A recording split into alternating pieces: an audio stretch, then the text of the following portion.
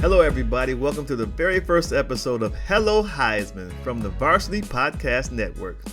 Now, I'm Desmond Howard. You may know me from College Game Day, and, I won an award that we're going to talk about on this show and play a few years in the NFL. But I got a partner with me that you got to know. Tell the people about yourself, Jimmy. I don't know about that. I'm Jimmy Roberts, and some people may know me from NBC, where I've been working for the last 2 decades.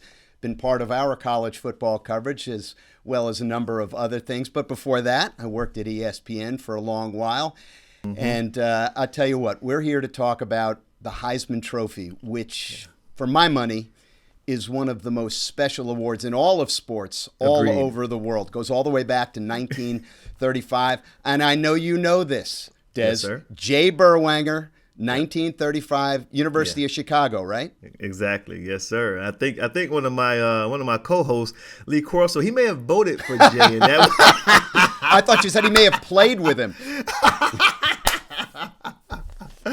Yeah, we're gonna have a lot of fun talking to some past winners and maybe some people who are up for the award too. And we got a very special guest on this episode. I tell you what. He was one of my favorite players to watch in the early 90s. And, man, to think that he won the Heisman, but then did not even play in the NFL, Jimmy?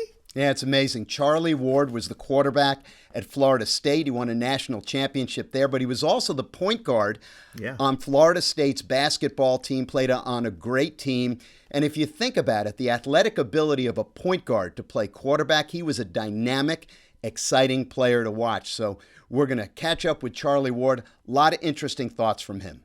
Yeah, Charlie's one of my favorite Heisman Trophy winners in the early 90s, and just a great guy, too. So I'm looking forward to the conversation with Charlie. All right, we've already arrived at Week 8 in college football, but before we get to that, let's take a quick look back at Week 7. And I want to talk about something which fascinates me, Des. Okay. The ground is shifting so quickly underneath our feet. We've already had more ranked teams in Week 7 than we've ever had before. And think about this. Iowa losing to Purdue, they become the 6th top 5 team already to lose this year. They joined Alabama, Ohio State, Clemson, Oregon, and Penn State. So it was a crazy week in college football. Let's take a look at a couple of the games. Let's start with Purdue. Yep. Beating Iowa. Now, in terms of the Heisman, you might not think that there'd be any implications there, but how about this David Bell? 11 catches and 240 yards and a touchdown against a pass defense, which was, for the first 6 weeks of the season, was vaunted as, perhaps one of the greatest elements of the game. What do you think? Does this guy put himself in the conversation, or is that an absurdity?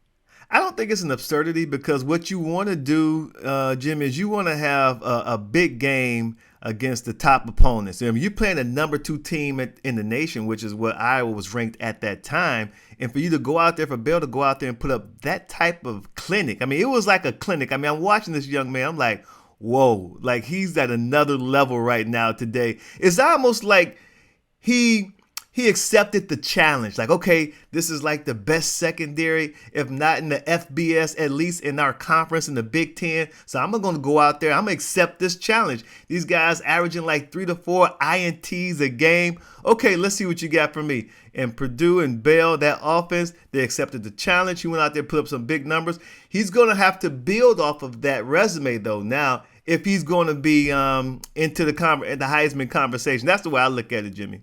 All right, Michigan State survives against Indiana. Perhaps Michigan State might just be thinking about something, not this weekend coming up, but the weekend after that. We'll get to that in a minute. Yep. But they survive against Indiana. Kenneth Walker, the transfer from Wake Forest, who had been so spectacular through most of the year, really a pretty pedestrian day. Did he hurt his chances at the Heisman? I tell you this, Jimmy, I think that his numbers are so impressive. I mean, he still leads the FBS in rushing yards a game with over 140 rushing yards per contest. I think he didn't hurt himself, but he didn't help himself because he still has the big games ahead of him. Like you said, in a couple of weeks, they're going to have to play Michigan, assuming both teams may come into that. Well, we know Michigan State will go into that game undefeated because they have a bye this week. Michigan, they got to tassel with Northwestern on Saturday. So if they get over that game, both teams will be undefeated, and that would be such a marquee matchup. Then, people wouldn't really care what happened against Indiana if he's able to come out against the Wolverines, who has a very strong rush defense, and play at a high level. All right, listen, I want to set the ground rules early here between you and me. I have a pet peeve, all right? Talk to me. There is no such thing as a bye. It's an off week. A bye happens in a tournament. Okay. An off week happens in a schedule. Just a pet peeve of mine. Okay. Got you. Can I say an open date? There you go. I like open date works for me. All right. Let's move on here. Oklahoma beats TCU, and how about this? All of a sudden, we have a guy who goes from being, the preseason Heisman favorite, or certainly one of the favorites, to being the second-string quarterback because of what Caleb Williams has done. Wow. I mean, just like, who saw this coming? Like, I tell you what, you're looking at Spencer Rattler, and coming to the season, not only was he supposed to be the Heisman favorite, but he was supposed to be like the number one draft pick on Mel Kiper's draft board, like at least the first quarterback off the board. Now he just lost his job to Caleb Williams, a freshman. But I tell you what, when you watch Oklahoma, you see why Lincoln Riley had to make the switch. And that offense looks much more like a Lincoln Riley offense with Williams under center. So I understand why they did what they did. It'll be really interesting, though, moving forward to watch Spencer Rattler and how he handles this. And because they may need him down the stretch. I mean, this is the second half of the season. A lot of games left. They may need him. So you get to see like what type of teammate he is and what type of character he has. Yeah, and Williams is a true freshman. Really a remarkable situation down there. All right, Des, I know there's another player out there on a team that you're looking at. That's the running back from the University of Texas, Bijan Robinson. Tough week for the Longhorns. For the second week in a row, they cough up a big lead and lose, this time to Oklahoma State. Jimmy, I really think that this young man is a special talent. He's more than just a running back. Coach Sarkisian can use him in various ways. And when you watch him play, especially live, I saw him against Oklahoma a couple of weeks ago, and he's just a guy who you just want to see the ball in his hands because he's just it's like magic happens.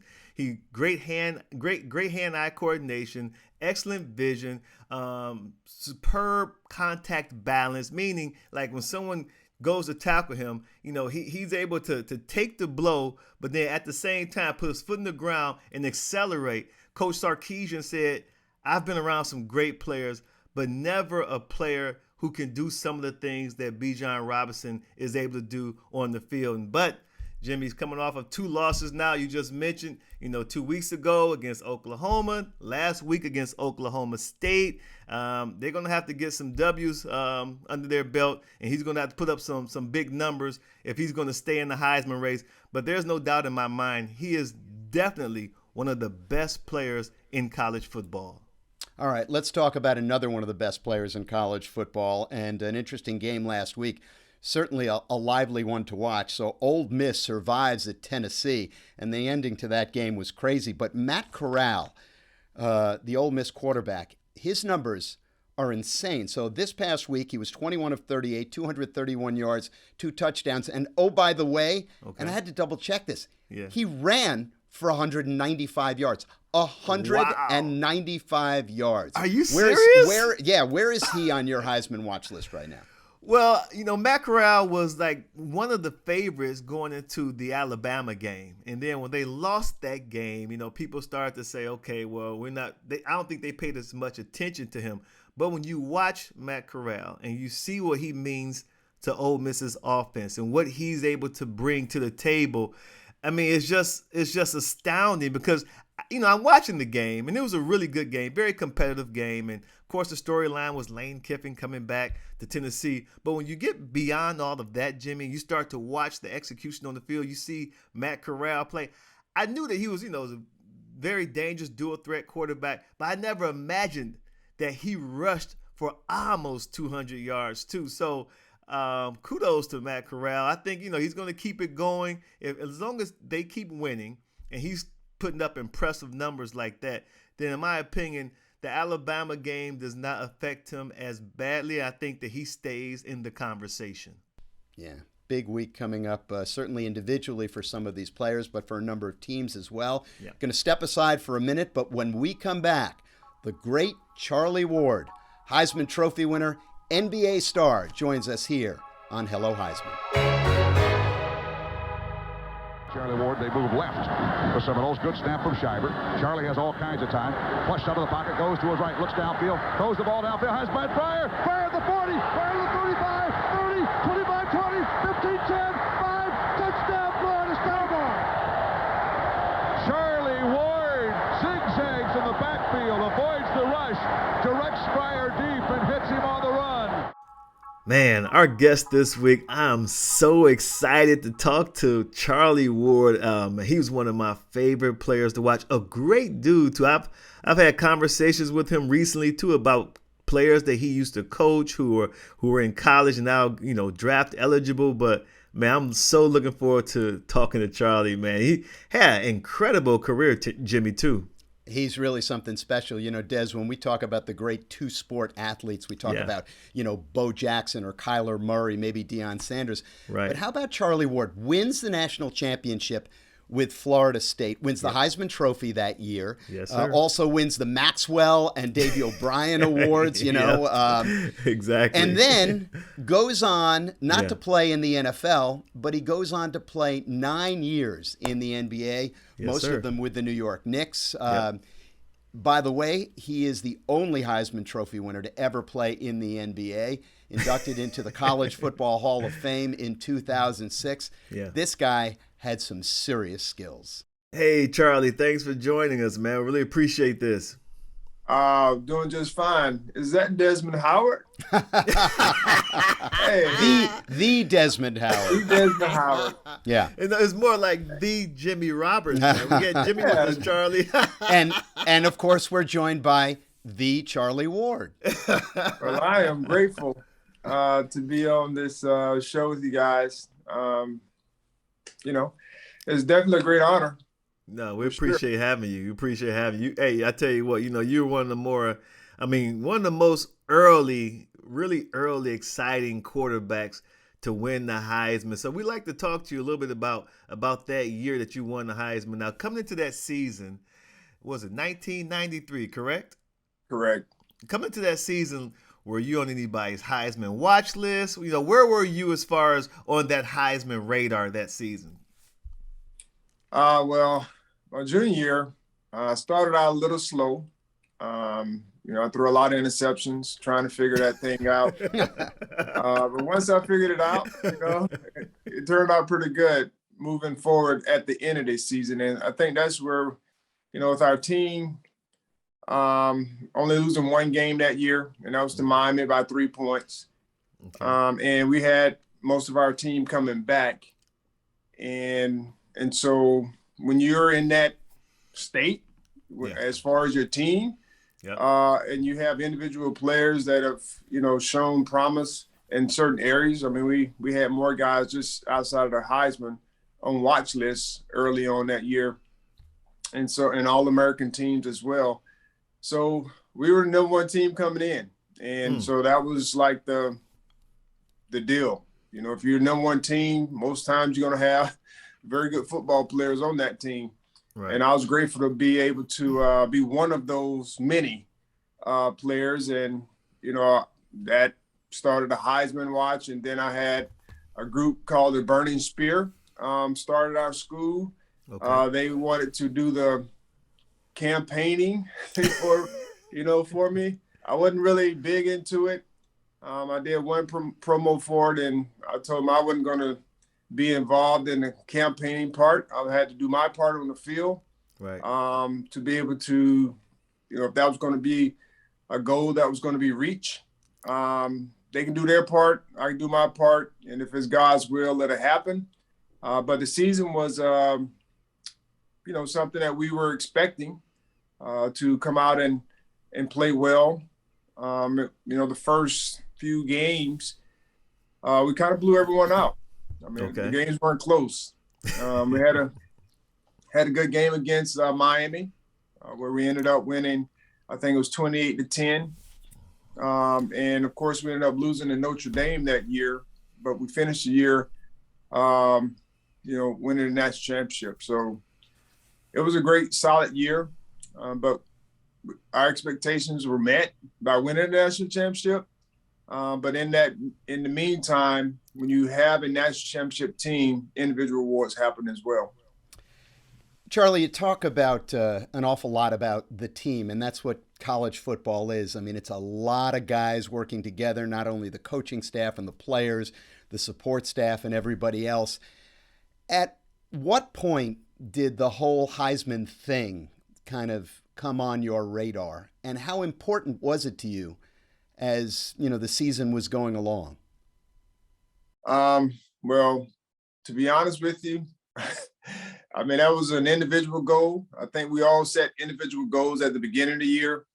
But when you start talking about individual goals and team goals, they all have to go hand in hand. And what I mean by that is your individual goals, you have to do your part. And like I mentioned, I was one of 11 on offense, and I wasn't on the defense, but I had a very good defense. And so we all worked as one unit to be able to accomplish the goals that we set as a team for each individual game. And as an individual, you go out and do your part. I was just blessed and fortunate to be able to be the quarterback, which means you have the football in your hands all the time and you're making decisions. And so I just think it's, it's something that we all look forward to and want, but it's not something that we think about each and every day. So at what point during the season did you become like the overall favorite? And not only, how did you handle it? How did your coaches handle it? How did they approach you when, it's like, okay, Charlie Ward, you're the starting quarterback at Florida State. We're winning games. We're looking great. But now you're getting this type of national attention for the biggest award in college football. At what point during the season did you become the favorite, and how was it handled by your coaches? Well, the tough part about it, Desmond, is, we at the beginning of the year, we were blowing teams out. And so I wasn't playing most of the fourth quarters. And so, it wasn't really, let's try to get him the Heisman, get his numbers up. Right. Any of those things, it was just, we're going to play the game. And if it's meant to be, it'll happen. Okay. And we had games where, they were competitive, like the Miami game, the Nebraska, the Nebraska, well, out to Nebraska, but the Notre Dame game. Okay. The University of Florida going on the road. That was like a Heisman moment. And so, the games, some of the games weren't close. Just to be honest with you.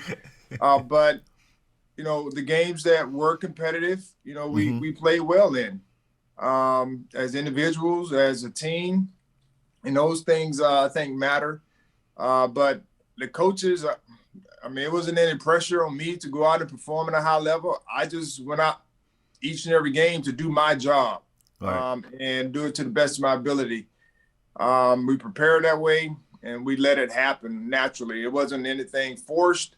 There may have been a couple games where we threw the ball a little extra. But, nonetheless, it was, it was what it was. That, we just went out and played the game, and there's no added pressure that we had to do X, Y, Z in order for this to happen. And so I was grateful for that, because it was natural. Mm-hmm.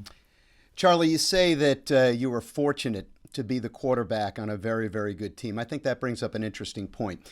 Do quarterbacks get too much attention, both positive and negative? We look back on the history of the Heisman Trophy, and overwhelmingly, at least recently, last year being a recent exception, it's mostly quarterbacks, some running backs, but quarterbacks seem to get a lot of the attention. Should they?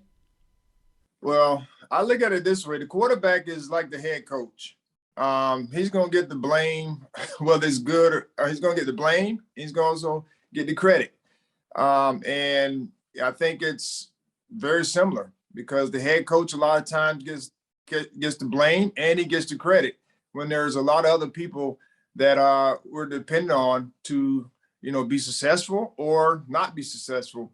And as the quarterback, as the leader, and I think a lot of people look at that position as the leader, the face of the program, then you have to carry yourself like your head coach. And so you take the blame for everything and you deflect the credit to those that have done, what they were called to do. And so I just think it comes with the territory, whether you are Heisman front runner or not, that is what it is. And yes, when you have the football in your hands and you're making decisions all the time, you're going to get the blame and you're going to get the credit for things that you may not have done, even if you handed the football off. Maybe you were the one who got them in the right play. It's those types of things where the quarterback most times you're going to get either the credit or the blame, very similar to the head coach. So Charlie, you're in New York now. Who were the finalists who were up in New York with you, and what did you guys do? How did you guys interact? And then tell me, what was it like in that final moment when they were about to win, when they're about to announce who the winner was? We were at the DAC, and okay. So the thing that I remember the most is just the old school heaters at the DAC, yeah. At the DAC, in the bathroom, in the room. The radiators, right? Yeah. How about that, Jimmy? That's what he remembers. The radiators. That's beautiful. That's beautiful. It's just the old time feel. Yep. That you had with the DAC, and I remember going out on the town and doing those types of things, and when the time came for the announcement, yeah. Of course we're all nervous because we want to win. I mean, right. Inwardly, we're all competitive, and we get that far, like to the championship game. You're not there to settle for second place. Right. And so, everybody wants to win. And and so, I was no different. I mean, I wanted to win. And I just think that, when my name was called, I didn't understand, what winning really, really meant. I mean, I knew it was a game changer as far as, name recognition and being a part of, a certain group, the Heisman group. Because I saw a lot of those guys there, but I didn't know that it would change, a lot of the things that you have opportunities to. Right. Right. So your name recognition went from, really national to, global, because if you go somewhere now and you say you're a Heisman Trophy winner, everyone globally knows who that is and what they accomplished. And so, that's something that I didn't really put into perspective until later on in life, when, I was able to go from a global perspective and be a Heisman Trophy winner, as you've been introduced. And so it definitely helps, as get in some doors. And there's nothing wrong with, opportunities, and you have to take advantage of those. Yeah. Well, it got you in the door at a building uptown from the Downtown Athletic Club. That's Madison Square Garden. It was a heck of a pivot, and we'd seen other athletes, Bo Jackson, Deion Sanders, go from one sport to another. But you famously played both football and basketball. And, as the father of a high school athlete who was contemplating a college athletic career, I can't even imagine one sport, let alone two. At that time, playing two sports in college, what kind of a demand was that? I mean, how was that for you?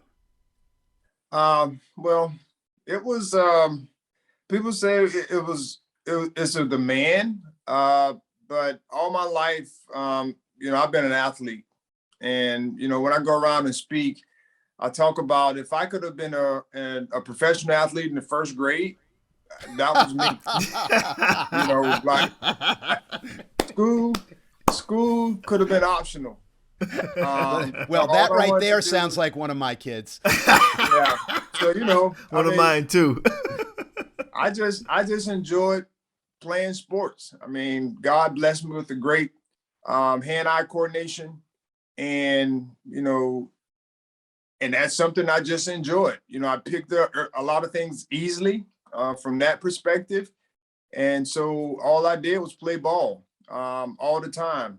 And my parents can attest to that. I mean, everything I made into a ball.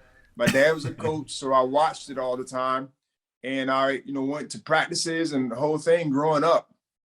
And so that's all I really wanted to do. So when I got to college, it was really not a big issue. It was just a matter of me working out the time, organizing my time to make sure that I was doing everything I needed to do and getting everyone on the same page as far as my professors. The coaches I was grateful for because they work together. Most times if something like this is going to happen, you got to have coaches that are willing to work with you. And I was grateful for Coach Bowden and Coach Kennedy working to make sure that I was able to play both sports.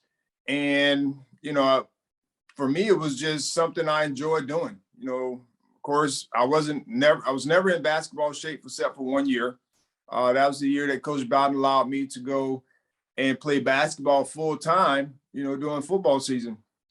And so that was the only year that I had any, success when it came to just basketball skills being developed, because of the other years that I played, I was coming from the football field. I looked like a football player, and, I just play off of instincts. Being a quarterback, of course, having some very good basketball players made it easy.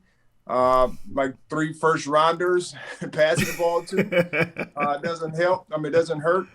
But it was just something I really, really enjoyed. So it wasn't really a big demand or issue as far as me trying to transition. It was just something I really, really enjoyed doing. Let me just pick up on something you just said because I find it fascinating. You're the quarterback of the football team, and yet Bobby Bowden, the late Bobby Bowden, allowed you to go play basketball during the football season. Wasn't that a little bit risky? Well, the deal that we made during recruiting, and one of the reasons why I chose Florida State was because Coach Bowden allowed Brad Johnson to play basketball. My freshman year, I was the punter. Many of you all probably know I was the punter my freshman year. And after my freshman year, they didn't allow me to go play basketball because he wanted me to, quote unquote, compete for the quarterback job, which I knew that wasn't going to happen. They told me if I was going to play, I would have to wait my time. And there was 2 guys in front of me, Brad Johnson and Casey Weldon. So basically I was, just out there to get some experience, which was cool. But the next year they redshirted me. And Brad and Casey were redshirt juniors that year. And so I wasn't going to play anyway. So I was like 3rd or 4th string at the time. And there was another guy there by the name of Kenny Felder who came in the same class I did. So he was there. And Coach Bowden allowed me to go and play basketball once basketball season started. And I have to report back to football. I did go on the bowl trips, which I enjoyed. The bowl trip that year, which I enjoyed. We played against Penn State in remember the Blockbuster Bowl? Oh, yeah, man. Yeah. Yeah, it was in Joe Robbie. So it was, I got an opportunity to go to that. But other than that, I was playing basketball full time and ended up getting my feet planted firmly in basketball that year. Which allowed me the next years to be able to come back in after football season and pick up where I left off. And so, when I look back over my career, my life, you definitely see God's hand over it all, because if I would have played my true freshman year, then I wouldn't have been able to play my senior year because I would have had 4 years of basketball. But God allowed me to not play my true freshman year and allow me to have 4 seasons to where I could have an option my fifth year as a senior. Well, I was going to play in the NFL or in the NBA. So you win the Heisman and you decide that you're not going to go to the NFL. You're going to go to the NBA. What went into that decision? Well, I kept my options open. Okay. The reason why I didn't go to the combine was because I had a basketball game and I was playing basketball as a senior. A lot of people ask me, like, why did you continue to play your senior year of basketball and not focus solely on the NFL? Well, I got word that I was going to be a 3rd or 4th round pick. That was my draft status at the time, or grade as they call it, whatever. And so I was going to play my senior year anyway because I wanted to keep my options open. Okay. But during that time, they weren't drafting guys like me, size-wise, whatever I brought to the table. They weren't drafting guys like me in the 1st round. And so you had to be a certain height, and had to fit a certain mold, right, in order to be able to be a 1st round draft pick. That has changed, of course, today, and I'm grateful for it.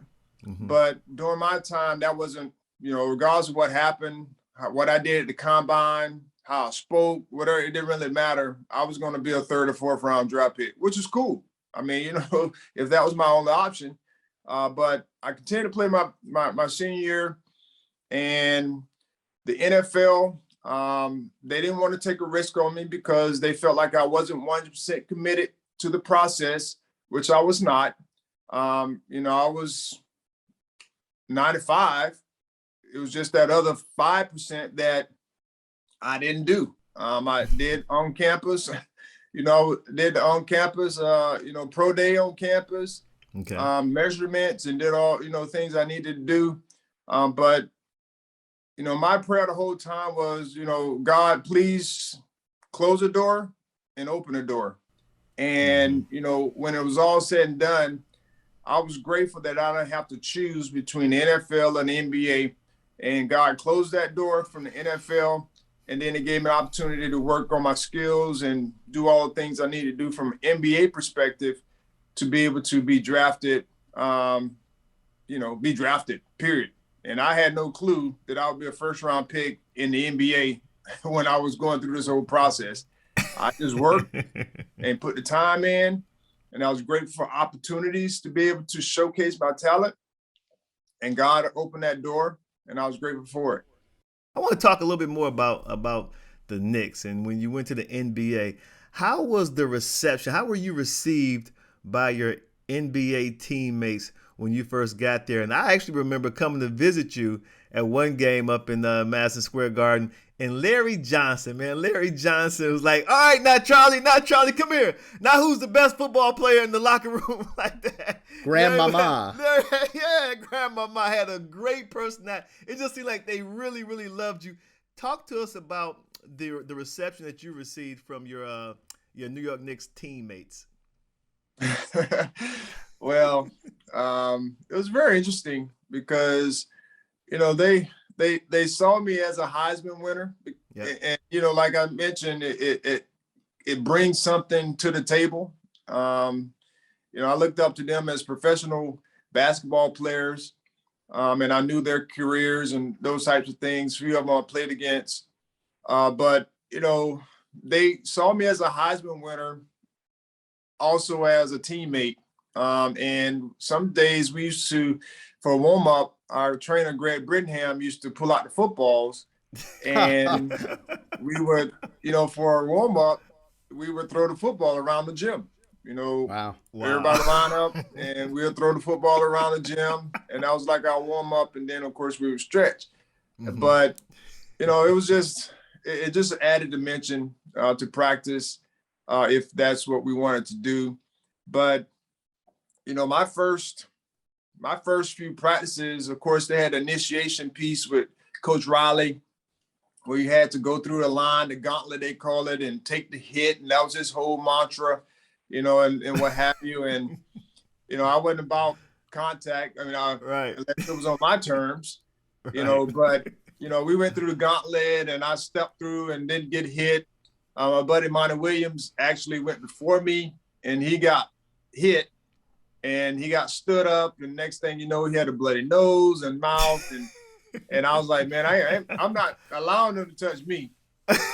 So I went through, and of course, I navigated my way through like I've done before. When people are trying to tackle me, right? And I didn't get hit, and so Charles Oakley decided that, okay, since you missed the gauntlet hit, we were in a scrimmage, and he decided that he was going to initiate me that way. So he just came. I was going for a layup, and he just came and balled up his fist and raked me across the face and busted my nose and all those type of things. But I just went on about my business, and the thing that happened before that was I got him on a box out. So, okay, I got you. So it was just good team chemistry, bonding, experience. But they treated me like an NBA teammate. But they knew, I had an opportunity to win the Heisman, and they were great for being able to be around, a Heisman winner as well. So I was, it didn't change me as far as the person, but I was grateful that, I had that experience to be around them, and also being in New York. This is go back, this is definitely how God worked this thing out, because when I won the Heisman, when I was leaving to go back home, I said, there's no way that I would ever be able to live in New York. We're not such bad people up here. Come on, man. I'm from the South. Yeah. And it's totally different. Yeah, you got that right. Yes, it is. Yes, it is. Meaning when you go around and you start looking at people and speaking, they're looking at you crazy. Like, why are you speaking to me? And then when they're driving, there are no lanes. Like, oh, come on now. This is a fantasy. Yeah, and they're honking horns at you if you're in the way. That's true. And so I was like, man, there's no way I can live here. And lo and behold, 5-6 months later, that's where I was living. And I had to figure it out, Jimmy. You tempted fate, my friend. That's exactly what you did. I had to figure it out, because once I got into the mix, I had to, hey, they don't speak to me, then maybe they don't want to be spoke to. And when I had to drive, when I was driving, I figured out if you're going to find your way through, instead of sitting on the side, you're going to have to drive like them. And so my family used to come up to New York, and they'd be like, man, you didn't turn into a New Yorker. Like, hey, you got to be aggressive up here, baby. All right, well, we're going to take a quick break, and when we come back, Charlie's going to tell us some of the players who he has his eye on this season for the Heisman. We'll be right back. All right, now we're back. Charlie, we want to know, who are some of the players that you've been watching this year who really impressed you, and you think they're like, I would say, worthy Heisman candidates? Well, right now I only have two. I mean, I'm sure there's some more, but this Kenneth Walker kid from Michigan State is kind of slowly but surely blowing up. He's a transfer from Wake Forest. Wake Forest, yep. And he's been playing really, really well for him. I think, he has a very good chance. Okay. His numbers are good right now. And so, of course, he's going to be playing some better competition coming up, but it doesn't seem to matter for him. He's still running football well. Yeah. And the other guy is an ACC guy, is Kenny Pickett. Yes, quarterback at Pittsburgh. Pitt. Yeah. And a lot of people are sleeping on Pitt. I have them, front runners right now for winning the ACC. because of him. Of course, you know, quarterbacks can make a big difference on a team. And I think his maturity and running the offense, I used to hate their system because he used to run to the sideline and get the play and then go back. Okay. You know, that's like high school. Right. And so now I think they've upgraded that system to where he stays on the floor, on the field, and they can signal whatever. And I think that's because of experience. But he's done an amazing job. His numbers, of course, are great, but his team is, you know, in the hunt for, you know, winning the ACC. Correct. And as a whole. And I just think, you know, he's one of the guys that will continue to have a chance because he's going to have the ball in his hand. They're going to put a lot of the things on his shoulders. And, you know, I think he has a very good chance. Yeah, stern test for Kenny Pickett and his teammates this week as Pitt will be taking on Clemson. Charlie Ward, thanks so much for joining us. A pleasure to talk to you. The best of luck with everything you do. And we'll see you at the Downtown Athletic Club. All right. Thanks, Charlie. I appreciate you guys having me. Thanks again to Charlie Ward. If you want to find Charlie, you can find him on Twitter, Instagram, and Facebook, or you can also find him at charlieward.org. All right, Des, before we hop out of here, let's take a quick look at a couple of games that are going to be significant this coming week. We talked about it. Pitt going to play Clemson, and we're going to get an opportunity to see how Kenny Pickett does against a very, very serious defense. Clemson struggled on offense this year, but on the other side of the ball, they are still a load to handle. Oh, they're solid on defense with defensive coordinator Brent Venables. You know, he's going to really put some pressure on Kenny Pickett because, look, you can't just let him sit back there and pick your defense apart. This young man has only turned the ball over just one interception so far this season. So I expect Brent Venables to try to turn the heat up on Kenny Pickett. Be interesting to see. All right, Matt Corral and Ole Miss entertain LSU. It'll be interesting to see how LSU responds. It's been a tumultuous week in Baton Rouge, of course. Ed Ogeron stepping down, being fired as the coach, but they come off that big win against Florida where Tyrion Davis-Price has 287 yards rushing. Be interesting to see how this all goes down this week for Matt Corral and Ole Miss. Yeah, I agree with you. I tell you what, LSU's offense, man, they were on fire. But the defense gave up a lot of points and a lot of yards to Florida's offense. So be curious to see how they're going to respond now going up against Lane Kiffin, Matt Corral, and the Ole Miss offense. This has been a bunch of fun. You know what I think? What do you think, buddy? I think we should do this again next week. I think you're right. Let's do it. Deal. Done. And that's it for this episode of Hello Heisman from the Varsity Podcast Network. This show is produced in partnership with Learfield and Blue Duck Media. I'm Desmond Howard. And I am Jimmy Roberts. We'll see you next week. See ya.